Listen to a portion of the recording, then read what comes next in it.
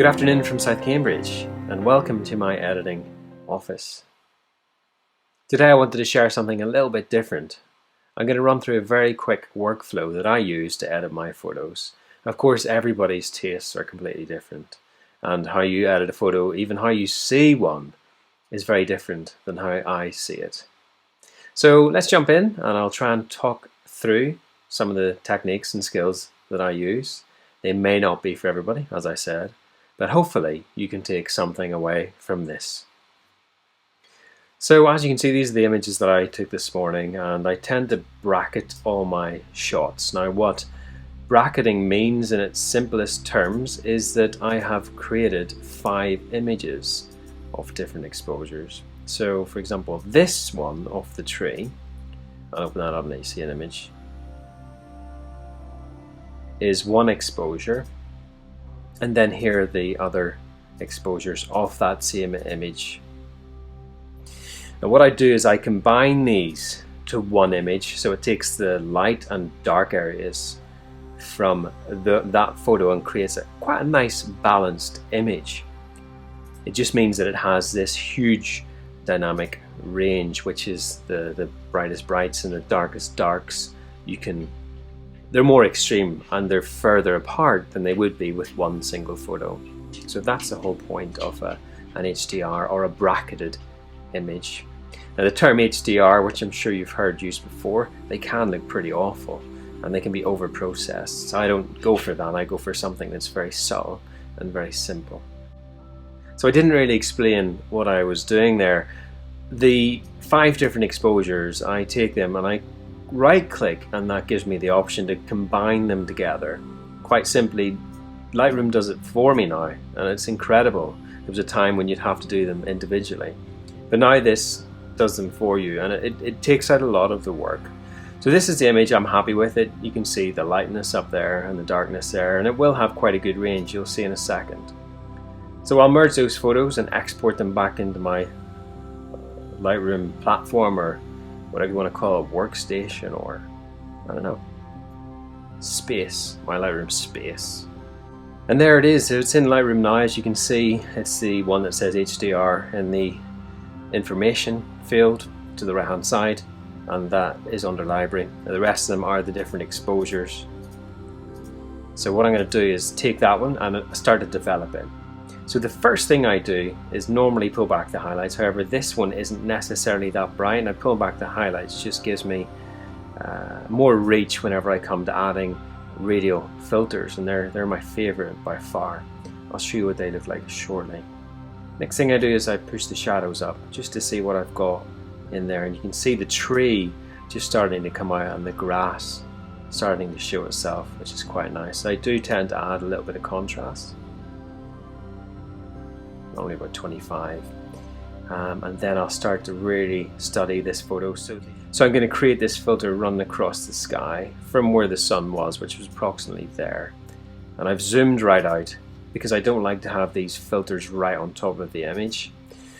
So I'll reset the highlights by double clicking on it, and then I'm going to increase the exposure where the sunlight's coming in. And of course sunlight is warm and it's yellow, so I'm going to add a slight bit, 26 on that. So the next thing I'm going to do is pull the exposure back because I want that filter to replicate the sun pouring in. Now the sun was also coming in from quite a low angle, and it was cutting across the grass, and it was also in this lovely sort of atmosphere of mist, so I want to recreate and make sure that's maintained within the image. So I'm just going to increase the exposure across there, and then you get that lovely light just catching across the tree there. Let's have a look. So you can see the mist in the sky, the little patches. It is nice, and it's certainly starting to get a bit more atmospheric. So I might add another filter coming in the top here. Again, this is where all the light's pouring from. That's a little bit too close and a little bit too aggressive, so all I do is pull back the center of that filter further away from the image, and that should create the light coming down onto the tree. Another thing with this image, it's very central. I tend not to do photographs where I have something in the center of an image. So I'm gonna crop that as a 16:9, which should give me a nicer on the eye image without the emptiness of the sky up at the top. Again, this is down to personal taste. There's no right or wrong answers for this, but I do like a 16:9 when it comes to these images where you've got something in the center. Just straighten it up a bit. So that's looking pretty nice. So other thing I do, which is quite important, it's called split toning. So highlights in an image do tend to be warm, so I tend to go for the middle setting, which is that yellow. And for the shadows, I always go colder. So I add this blue. Again, that's roughly the way it was to my eye, and the way it is whenever there's cold in the shadows, it's blue, and when it's warm in the highlights, it's yellow. So we're starting to take shape a little bit. I do like what I'm seeing. The other thing I tend to do next is a lens correction. People tend to do this at the start, but I do it depending on how the images look. I notice there's quite a bit of vignetting. Vignetting is when the lens creates this darkness around the outside. It pulls it, and it can be very nice. Sometimes I correct it, sometimes I don't, but for this image I think I do. I want to correct it. So I'm going to zoom back out and see how we're looking. We've now got this light pouring in. If I want to increase the light, I can add another radial filter, but it might be just a bit overpowering, a bit overbearing. So I will tweak this slightly. That's just the highlights. Again, I don't want the highlights, I want the overall exposure to go up, and that might be a bit too bright. I'm going to add a tiny bit more warmth. Then what I can do, when I think that's too bright, I can come back in and pull back the main exposure, and all of a sudden you start to get this natural light, the way it was, pouring across the field. The grass is just starting to catch that yellow, which is really nice, and I like it a lot. Now if I feel that I want to pull the grass out in even greater detail, what I can do is jump into the HSL, which lets me increase the luminance of a specific channel. In this case it'll be the yellow. Now what I have to bear in mind is a lot of this image is yellow, so therefore it might brighten up the whole thing. So I'll pull that up slightly, just see, so it's bringing up the sky just a bit too much. So my next option is, if that doesn't look like it's going to work for me, I can just start to paint in some of the exposure and also a bit of warmth. So I'll make that brush a little bit bigger. I'll start painting the light coming across here, just to add that foreground interest. And that is starting to look pretty nice. Now this image I wanted to look quite moody. I wasn't going for this massively sharp image where the tree really stands out. It's about the morning, the mist. That tree is a faint silhouette, almost a diffused silhouette if you like. And it's getting close to the point where I think it's starting to look pretty good. Is it Twitter worthy? I mean, it's a nice photo. It's certainly not one of my strongest, but I like it. I'm going to increase the overall warmth of this slightly. I'm going to pull back the exposure again. So this is all about tweaking that exposure and creating the natural light pouring in. So I think I might add one last one. The sun was coming across quite strong. I might want it up a little bit, and I might angle it down just towards the tree, just to create this spotlight effect. Now, I think that is looking interesting. I'm just going to pull that back slightly. It just has to be enough where it's subtle. And if I feel that it's brightening this part of the sky too much, what I can do is mask it. So this is a range mask, and this is the luminance. This little slider, I'll show you. So it pops up. This is the area that's being adjusted at the minute, the area that's red. And if I pull this back, you'll see that the highlights start to fall out of that adjustment, which means that it'll only light the lower parts. So in real time, that can look pretty nice. So this is where it started, and then this is where we end up. If I pull that right way back, it just starts to look nice. So I think that looks pretty good, and that really is roughly how I do my photos on a daily basis. Now it does change, and I have got a number of presets that I've set up for myself.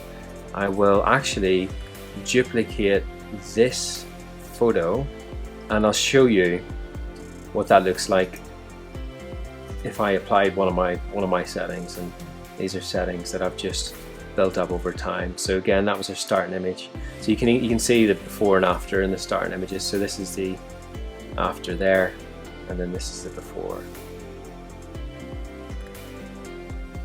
So by having the range and combining those photos together, the 5 that I told you at the start, the bracketed images, it gives me the flexibility to create something that has this nice range and a really great feel about it. So I went off the point. I'm going to show you my preset that I tend to use, and it's this early morning tree sunrise edit. And these again are things that I've refined over years, and I kind of, this is pretty much my starting point. Now you can see the filter to the right of the screen. That's normally where the sun is when I'm doing these edits. So that's why I saved that preset, but I can pull that over the other side and create this light pouring in from here. Yeah, that's looking quite nice. So you can see my balance in terms of my colors, and that's got a lot to do with your tone curve. And this is really quite heavy stuff, but in the tone curve I tend to pull my shadows up slightly so they get colder. That's what we did with the HSL in the last one.